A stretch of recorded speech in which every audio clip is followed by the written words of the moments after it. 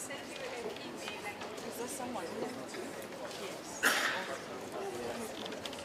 Oh, thank you.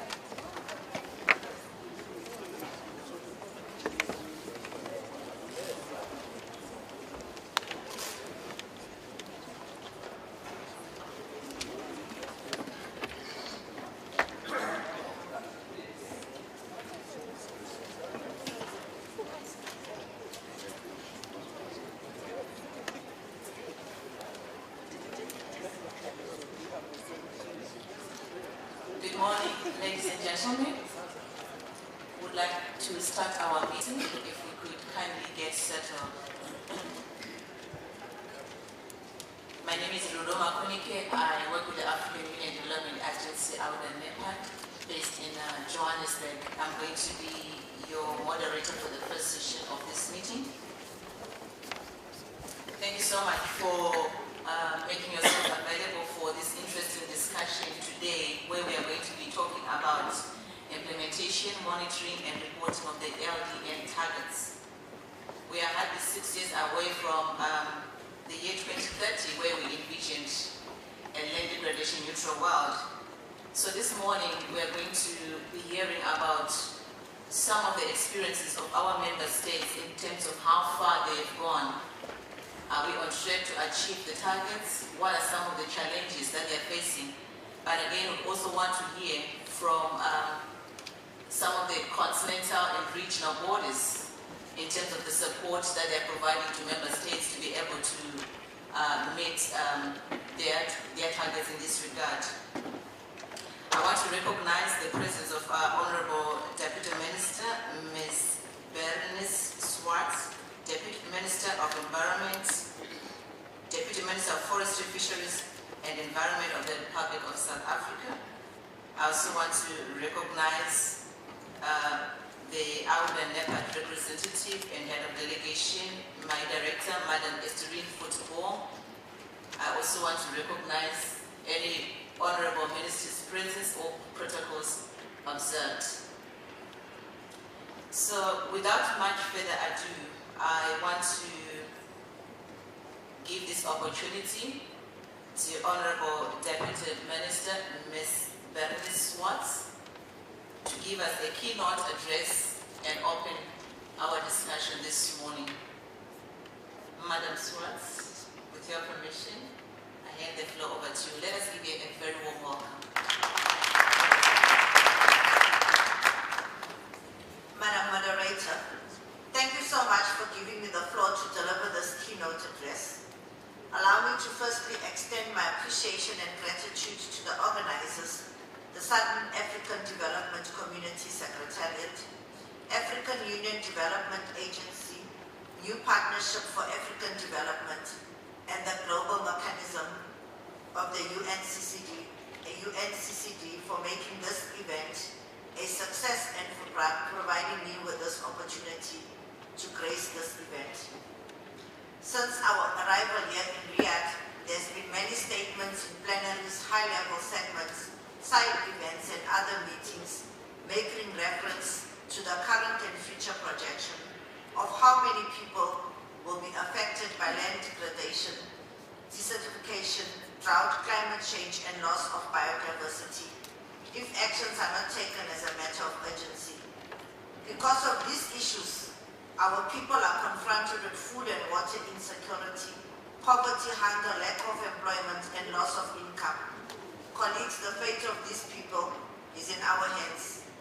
We have the responsibilities of coming up with projects, programs, and initiatives that are aimed at restoring, conserving, and managing our degraded lands and other vital landscapes, such as catchments, wetlands, and rivers, while conserving and protecting our biodiversity and other vital ecosystems. Distinguished delegates, I'd like to commend our African countries that have established voluntary land degradation neutrality targets. This is a demonstration that as Africa, we are committed in tackling the challenges posed by land degradation, desertification, and drought with the support of our partners. I have also been informed that the South Africa, Zambia, Namibia, Kenya, Central African Republic, Malawi, Namibia, and Nigeria are being provided with the technical support and financial support to review and update their land degradation neutrality targets to ensure that these targets are integrated into national planning tools. While we appreciate this support from the global mechanism of the UNCCD and its partners, we must mobilize financial resources to implement these targets. We cannot continue developing frameworks and strategies without addressing issues that our vulnerable communities are faced with daily.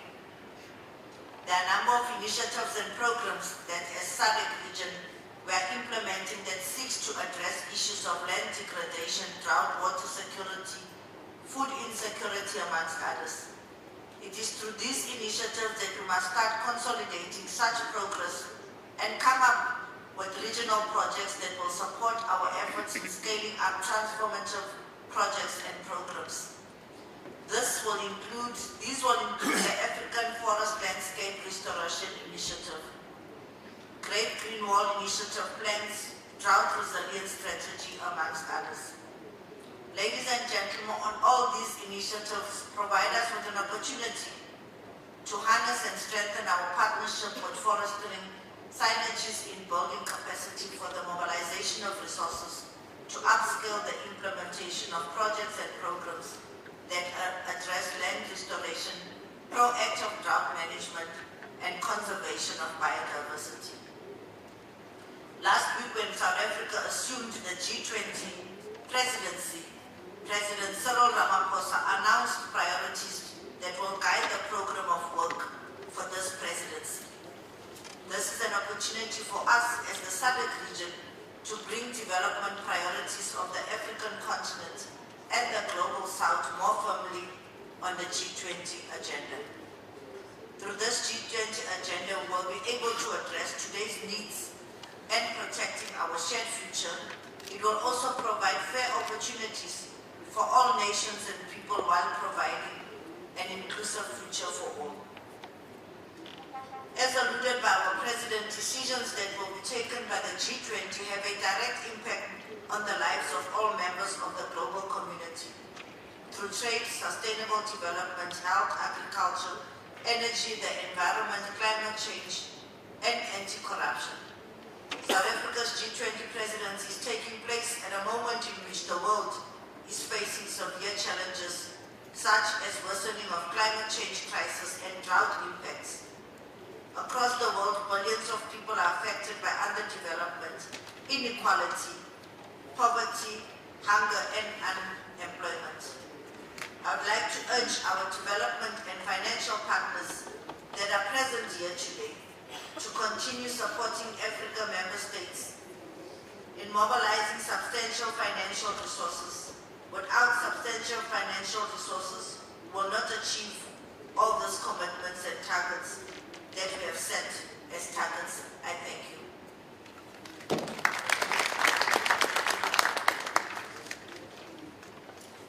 Thank you very much, Honorable Deputy Minister, Ms. Bernice Swartz, Deputy Minister of Forestry, Fisheries and the Environment of the Republic of South Africa. Let us give you another very big round of applause. Thank you, Madam Swartz, for giving us that keynote address, which has set the scene for our discussions this morning. So now, without much further ado, we now move to the second part of our discussions this morning, where we are going to have a panel of seasoned members from SADC states to hear about some of the activities that they are engaging in terms of their quest towards LDN attainment. And to help us moderate this session, I'm going to invite Mr. Valinavo Kavangali, who is the IUC and country head for South Africa. Vali, over to you now.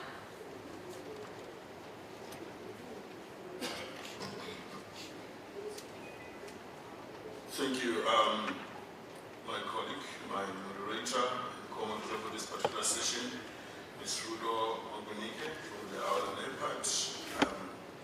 Greetings to the Minister and also high-level representation from different countries. And thank you so much for honoring this event. So this morning, as you heard from the Minister, we'll be sharing experiences with regard to the LDN targets, how countries have been implementing this work, what are some of the challenges, and also possibly provide some of the solutions that you have employed to ensure that you can be able to achieve or set the targets or review those particular targets.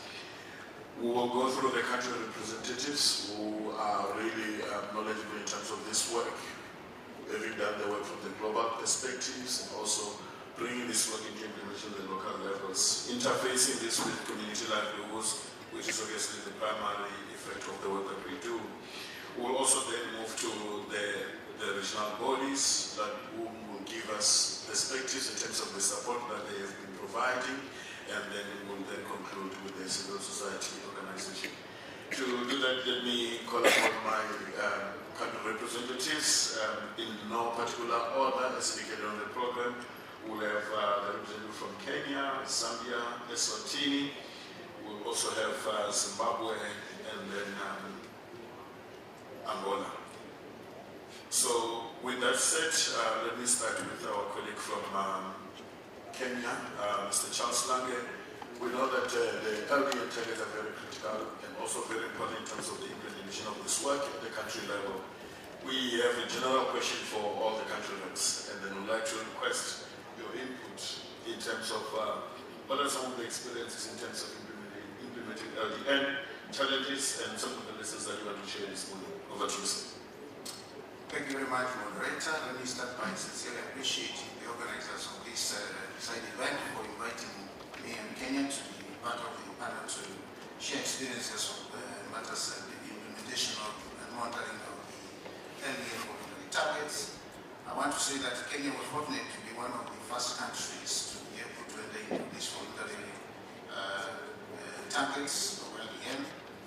So Kenya did complete the process in 2017 and we affirmed in 2020. And the process, of course, we know from experience, we work very closely with scanning some of the national plans and strategies that the country has that are aligned to the provisions of LDN. So we started by scanning the NDCs, the NDSA, the documents, and also nationwide stakeholder consultations to ensure that we all work together as a country leaving no one behind.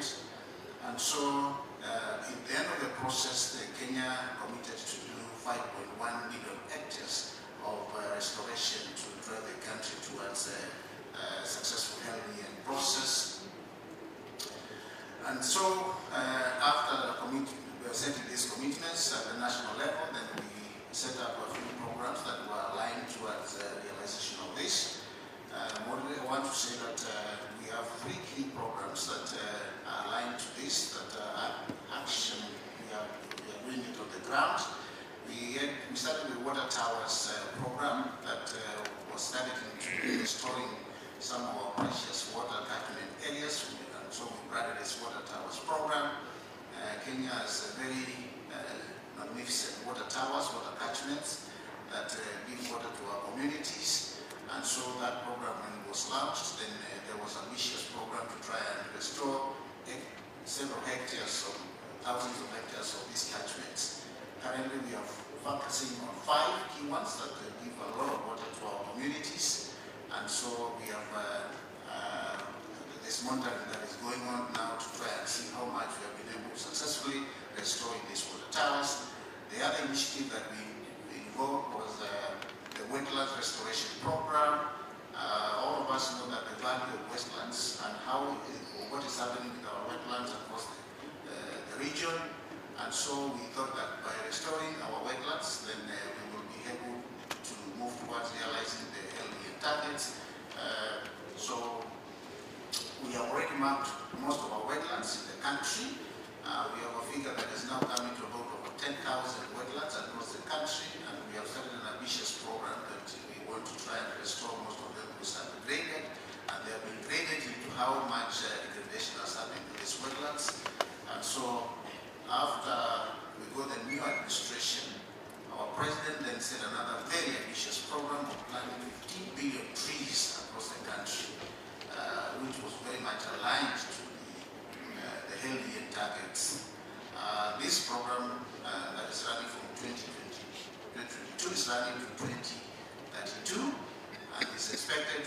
country to 100% tree cover across the country. And so this program is also specially designed to ensure that it also takes care of the livelihoods of the people. 30% of these trees are supposed to be food trees so that they can take care of the nutrition of the people. And so using one government approach, one society approach, involving everybody, not leaving anyone behind, the country has moved this forward, and the figures that have come recently, we are told from the monitoring scheme that over nearly 4 million trees have been planted and they're growing these trees. So with this, then the country was also looking at how is it possible that we can be doing the monitoring, and then as a country, then we set up a hub we call in our local language, which is Swahili, those who know Swahili, just a meet app. This is one of the most exciting apps for monitoring what we are doing in terms of restoration. So this is a real-time app that whenever you or any stakeholder does tree planting, then you are able to get the figures uploaded, and you can be able to see how much of these 15 million trees we have realized up to date, and where this planting has been taken. So we have seen a lot of excitement with a lot of stakeholders who are now coming to join this, because once we are able to do this planting, you can be able to monitor it and see for yourself how much you have contributed, because it even gives to the stakeholders, NGO, civil society, government institutions, how much of these 15 million trees you have been able to contribute. So this has brought a lot of excitement in driving the LDN. And so I think monitoring, we have learned as a country that while we do this LDN, monitoring is very important, and that provides an excitement and an incentive to stakeholders to come on board and support these initiatives. So we want to welcome other country parties who have also been doing the same, to see how they can also stream monitoring this so that we can bring on board a lot of stakeholders.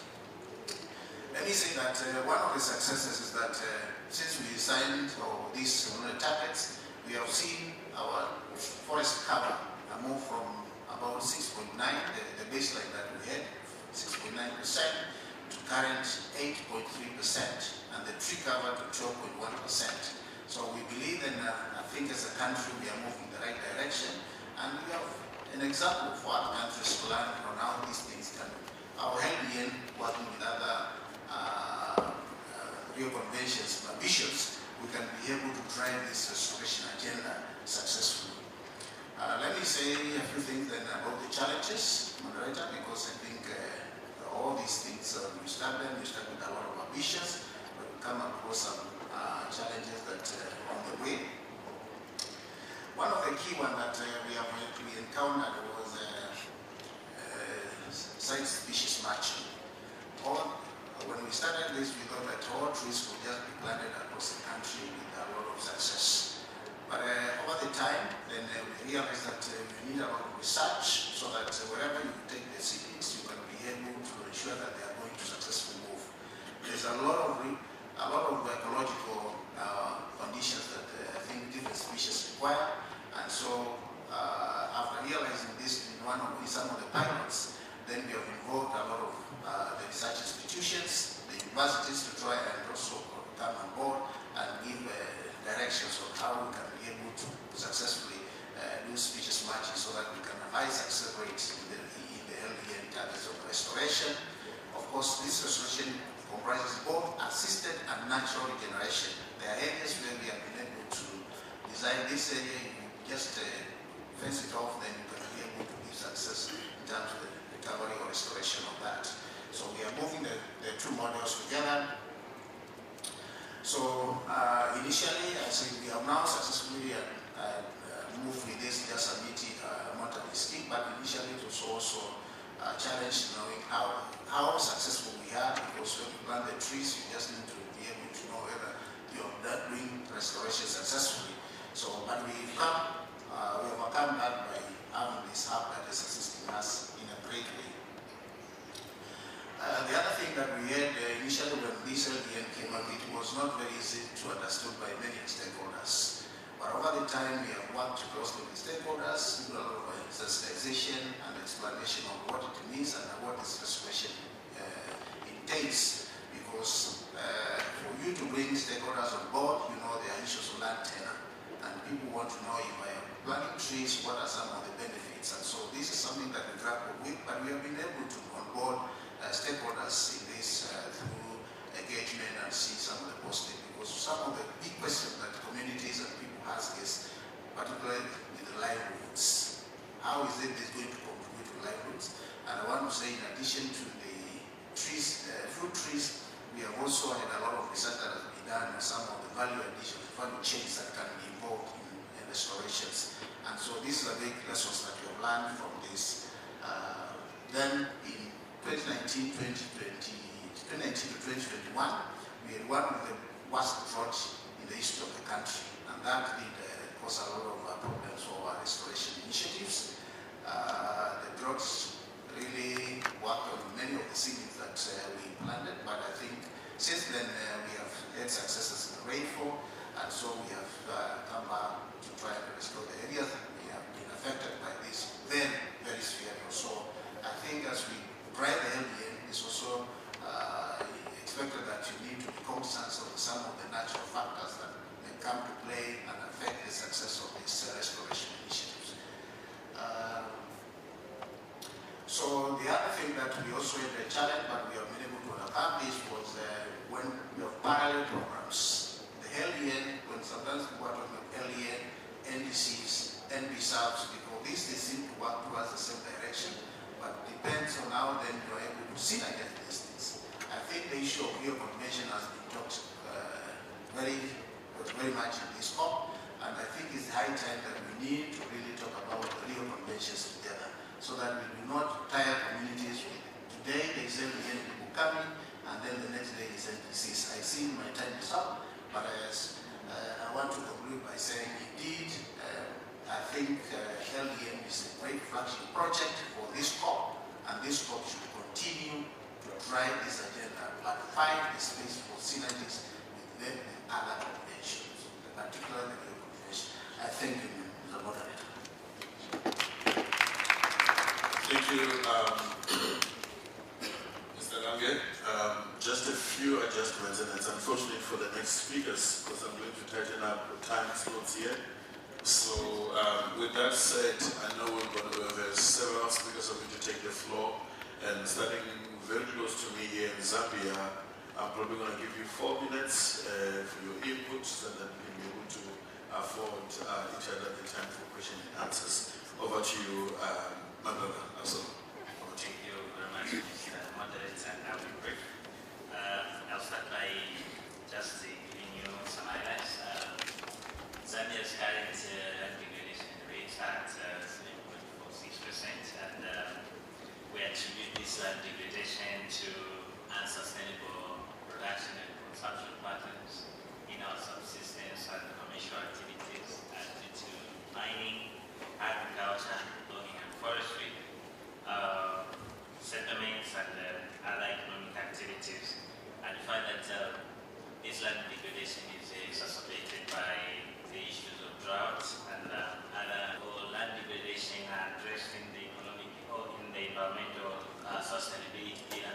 And we find that the sectors that are involved include environment, forestry, meteorology, mining, agriculture, fisheries, tourism, and others.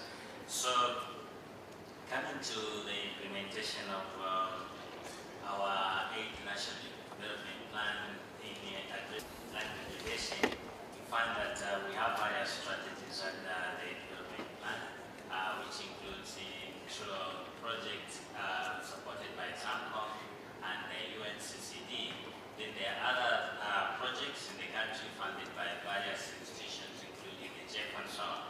So, coming to the monitoring, we have a national monitoring framework where each sector of the economy or national development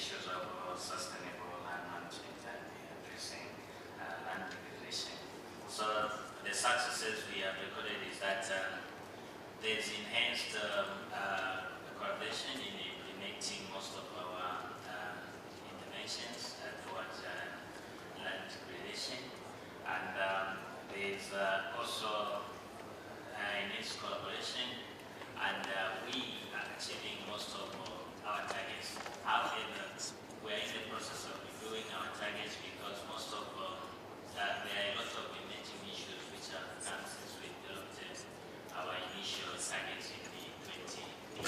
I think in a nutshell, I mean, within my 4 minutes, and I can end it. Thank you, Mr. Moderator.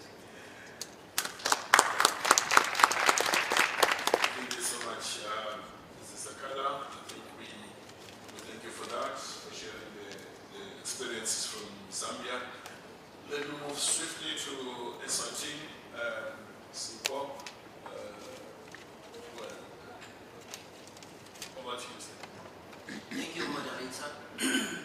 Deputy Minister, Heads of Institutions and Representatives, Development Partners and National Focal Points.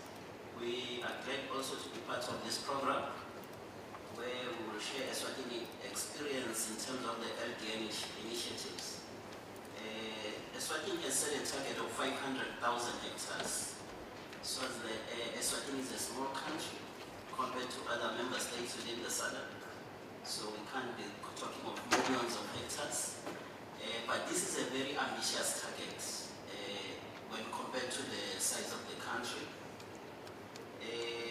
So far, in terms of progress, the challenge here, the target was to increase protected areas by 43,000 hectares and also rehabilitate degraded lands by 115,000 hectares, and also use nature-based, allow others to regenerate by themselves and also reduce the current loss to forest. So far, when we look at the projects that we have implemented, we have various streams of income. We have the government-funded projects under domestic project and the environment fund. We also have the GEF-funded project under the Star Location and Small Grant. We also have adaptation funded projects and GCF-funded projects. So when we come to progress, when we look at the domestic budget, 100 hectares of land has been rehabilitated already so far. And then when you come to the environment fund, under that 200 hectares has been rehabilitated. We also have an initiative to plant 10 million trees. Up to date, 7.2 million trees have been planted, translating to 4,800 hectares. Under the GEF projects that we had, we have so far achieved 400 hectares of rehabilitation. There are ongoing GEF projects and GCF projects. The other one, which is ecosystem restoration within the Ngulusa catchment, will achieve 50,000 hectares by 2027, and then the GCF project will achieve 100,000 by 2030. Under the protected areas, we've achieved 45,000 hectares. So when you get a summary of everything, you will discover that only 45,000 hectares out of 500,000 has been restored, which means we are at 9%. This is 2024, we have 2020, 36 years away. So we need to accelerate our work in terms of reaching that ambitious target. When we look at the two projects which are ongoing, so we see that there is a prospect of reaching 40% of our target, which is 200,000 hectares. So having said that, when we look at the challenges, there is less attention given to restoration. When we are sitting around the budget tables, restoration doesn't receive that much attention. And then it is also critical to get a community buy-in. So it's important that we integrate livelihood in these projects. Collaboration between the different stakeholders in addressing drivers of land degradation is also a challenge because we need to collaborate to look at those drivers and try to minimize them. The issue is the legal and policy framework that enhance restoration. In Eswatini, we have a challenge. the population expansion, our rangelands are being converted to settlements at an alarming rate. And this needs legal and policy framework to address such issues. Within the monitoring frameworks, there are many, within each project there is a monitoring framework that we use to monitor. But we are also glad under the FAR 100 initiative, there is a monitoring tool that tracks progress in terms of restoration, and that helps us to capture data in terms of even the coordinates of the restoration sites. And this will help us to report even within the UNCCD reporting cycle. So the major challenge, as I said, we need resources flowing because they are flowing at a slower pace than currently. If we are to achieve this 500,000, we need our SADC Great Green Wall initiative to gain momentum so that it finances some of these LDN transformative projects. So we will appeal to our national countries, but also SADC and African Union agencies to rally behind the African countries in really mobilizing resources so that we reach these ambitious targets. It is still possible if we can have the resources. Thank you. Thank you so much. Indeed, it is possible. And we know that we need to find a way to support each other to achieve those targets. Let me move swiftly to Zimbabwe. We are going to call upon Maxwell Turule to share the experiences. Over to you, sir. Thank you very much, Mr. Moderator. May I recognize the presence of the Honorable Deputy Minister and good morning, all delegates in here. Zimbabwe, in terms of the LDN process, approved its set targets in 2017. And the targets, in terms of implementation, the country developed three broad programs. The first one was riding on an existing program which the country developed wetlands rolling plan, which was developed in 2021 with the 5-year period to 2025, riding on the national development program, our National Development Strategy 1, which also ends in 2025, to be followed with another one which ends in 2030. For the wetlands program, the target is 3,000 hectares which are set for restoration.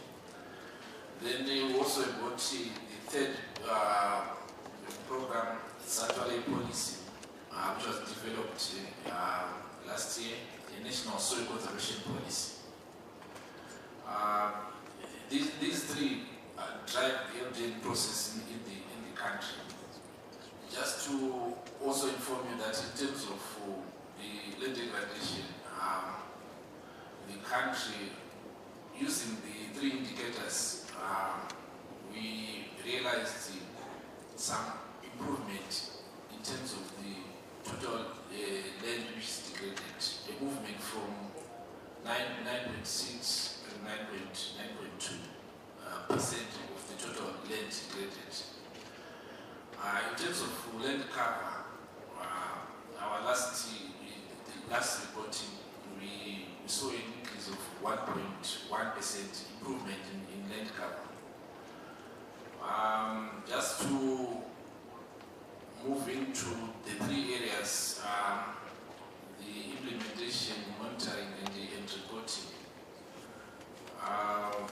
The targets which we set in the LDN targets 2017, for land cover, we set 6.4 million hectares. 6.4 million hectares, that is the target for the country under the LDN target. We also brought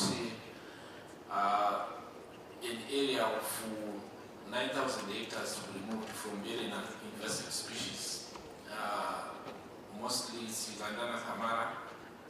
Then we also brought for the soil conservation, over 1 million hectares is the target.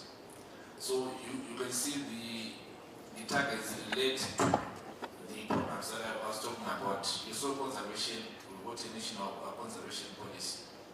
The other two also relate to the policy that have been set. In terms of coordinating this program, we have basically three key ministries, that is the Ministry of Environment, the Ministry of Agriculture, and local government. They are the key players in terms of pushing the agenda. And from the targets, you can see that in terms of the restore, reducing, and avoiding, the restoration is the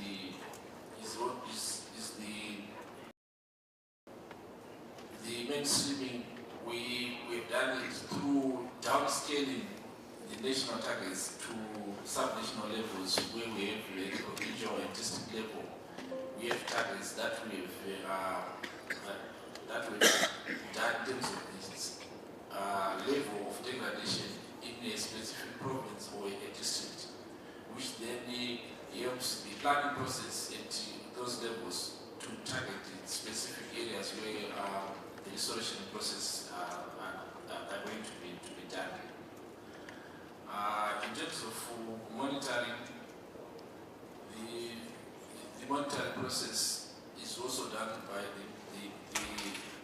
Ministry of Environment, which has got a mandate to report to Parliament every 5 years on the state of the environment.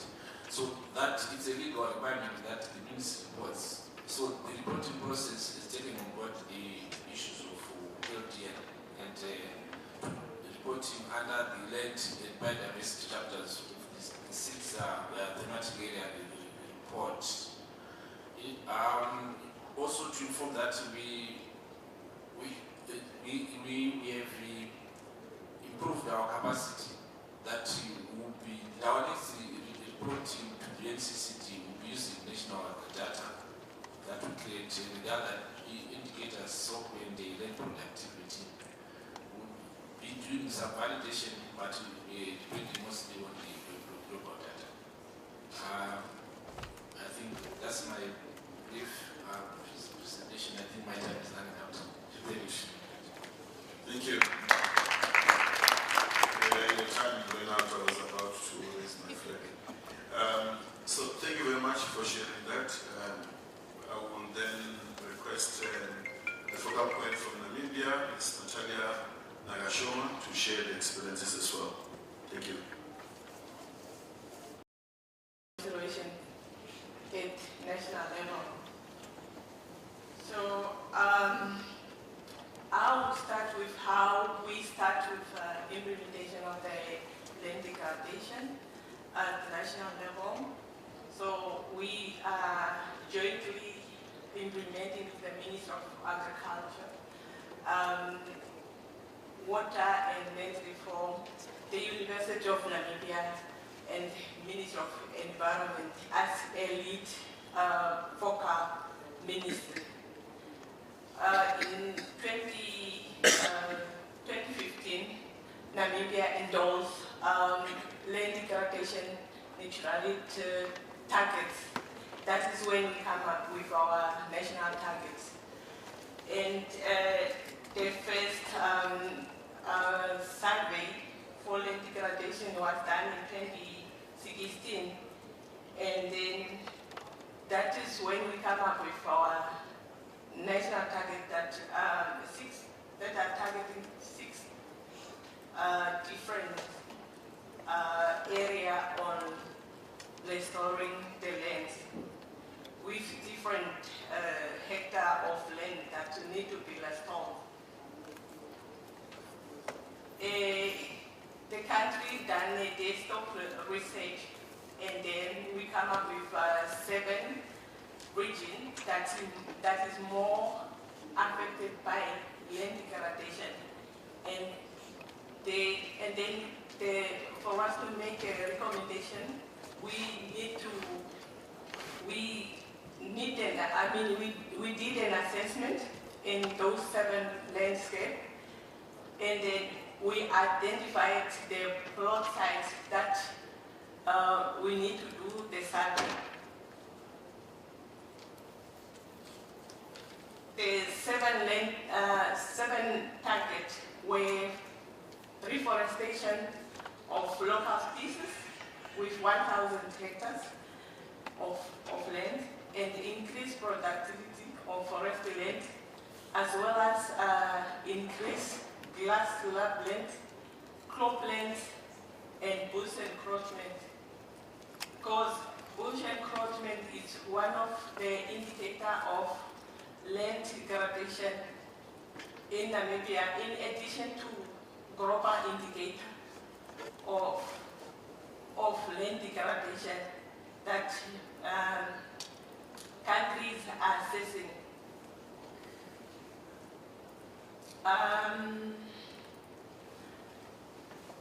When we reported since 2010 and through Paris report, and Namibia was one of the countries that reported in 2018, reported on gender issue. We were among the 5 countries that were selected that reported on gender issues. One of the achievements that I can share is we done some awareness on land degradation, going to community and talk about land degradation. And we also managed to incorporate land degradation at the regional level using integrated land use plan, where all regions come up with their regional profile, but ensure that land use planning incorporate land degradation. Namibia also succeeds a call for land quest to assess land degradation neutrality, which is TSP 2.0. We are among the 18 countries that were selected to assess our national target. Some of the challenges we experience as a country is lack of national data to update our UNCCD reporting progress. Because in most cases we end up using default data, which is a bit challenging because we are not sure if they are of quality.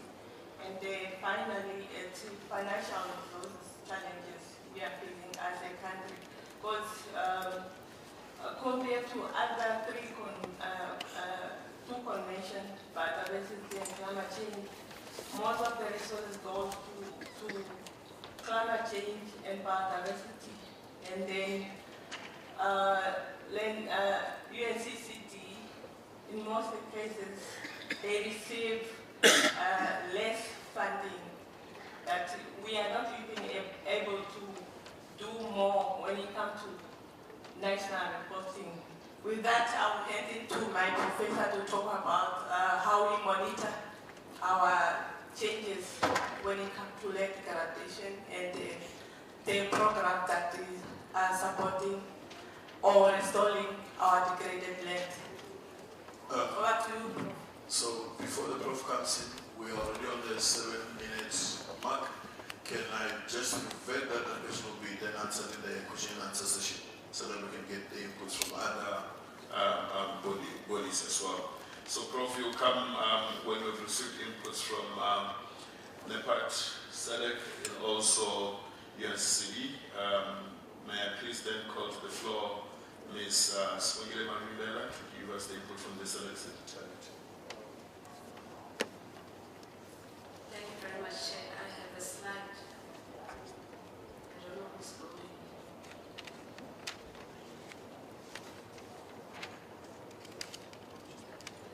Okay, let me just proceed. Thank you very much.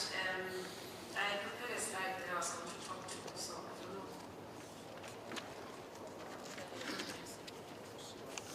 Okay. May I recognize the presence of the Honorable Deputy Minister from South Africa?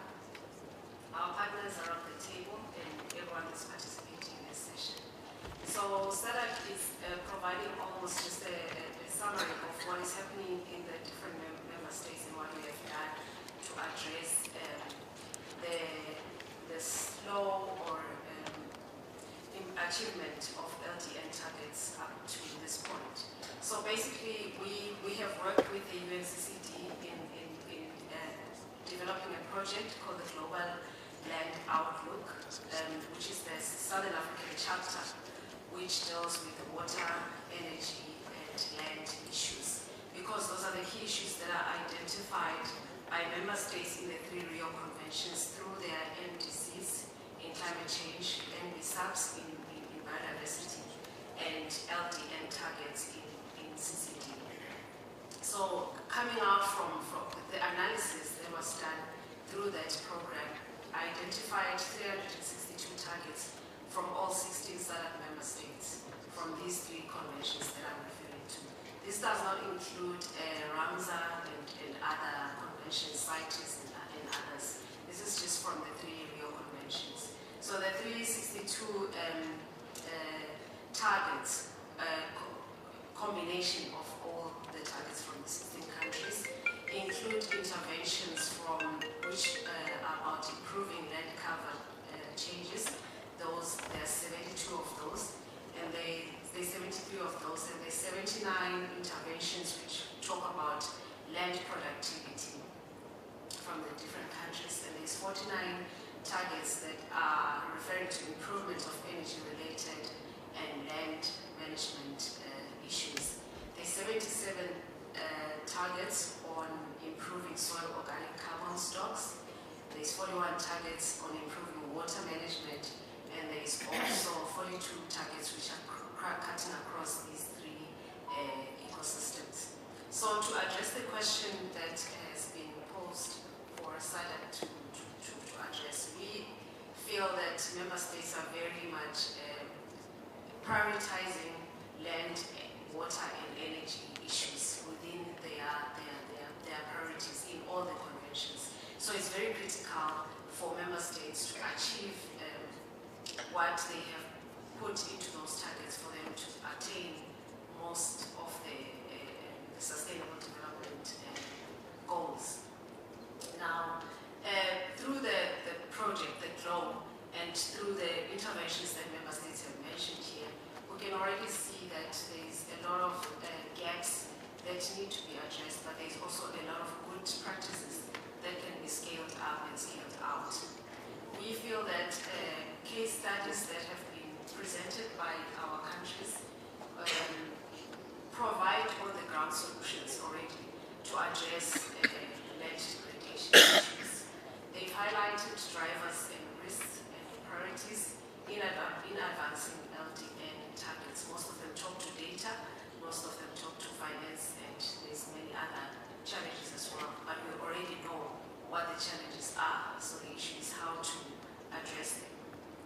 We also draw lessons from implementation of large-scale projects like the Great Green Wall Sahara Sahel, which we can execute in Great Green Wall Southern Africa as well. So some of those lessons are things that we can bring to our region and implement them as large-scale projects, and they will help us to achieve our LDN targets.